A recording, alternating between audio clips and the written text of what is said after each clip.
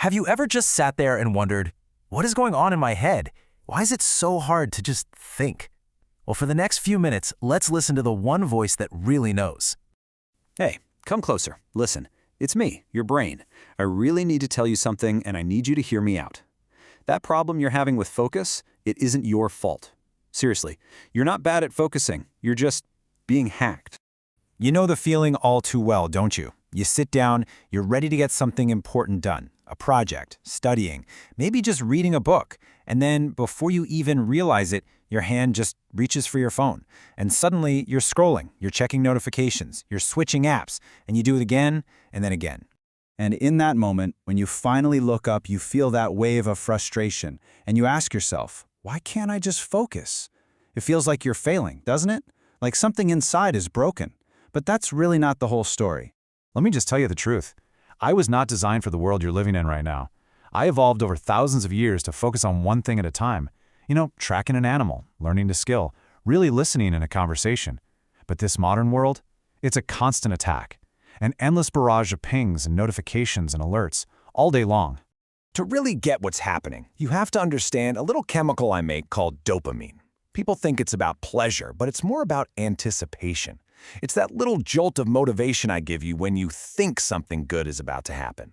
It's a tiny chemical whisper that says, hey, pay attention, this could be good. And that's exactly how the loop gets started. Every single time your phone buzzes, every time you scroll your feed and see something new and shiny, I give you that little dopamine hit, that little reward. But here's the catch. The feeling fades, like instantly, and I immediately start craving another one, another hit, another signal that something interesting might be just around the corner. And so the cycle starts spinning. You check for another hit, and then another. I get completely stuck on this hamster wheel, trained to chase a reward that never, ever truly satisfies me, just over and over and over again. So, this is where the trap really springs shut. When you try to do something that takes a long time, something that requires real, deep focus, like studying or creating something, well, I get bored. I get impatient. There's no quick reward, no easy hit, so I start to push you. I nudge you to just check your phone. Come on, just for a second. Let's get that easy, fast signal. But we both know it's never just for a second, is it? So look, this is the choice I'm facing, constantly. On one side, you've got deep work. The reward is slow. The effort is high. It feels hard. And on the other side, shallow distraction. The reward is instant. The effort is basically zero. It feels so easy. Now, in that moment of friction, which one do you think I'm naturally wired to choose? And this is the part you absolutely have to understand. None of this is an accident. The apps on your phone, the endless feeds you scroll, they are not random. They have been scientifically engineered to exploit my reward system. They literally study me, learn what I crave, and then feed it to me nonstop to keep me, and you, hooked. So please, just listen to me. I need you to hear this. You are not lazy, and you are not broken. That frustration you feel every day is so real, but it is not a personal failure. The real reason is actually much simpler than all that. You're just overstimulated. My circuits are completely fried from this constant storm of tiny artificial rewards that I was never, ever meant to handle. But listen, this isn't a life sentence. I am incredibly adaptable. We can actually fight back. You can train me back to health. You can help me remember how to focus deeply again. The process is pretty simple, but it's not going to be easy.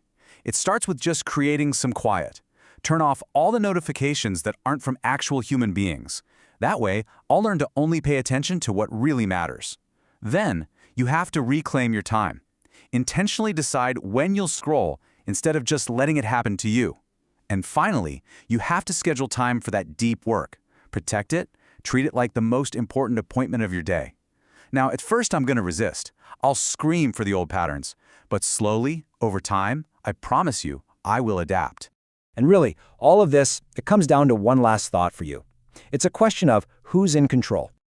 I need you to remember this. I am powerful. I mean, truly, incredibly powerful. I can learn anything, build anything, solve impossible problems, but only when I'm not being constantly distracted. My real power, it's unlocked by focus. So the question I have to leave you with is this.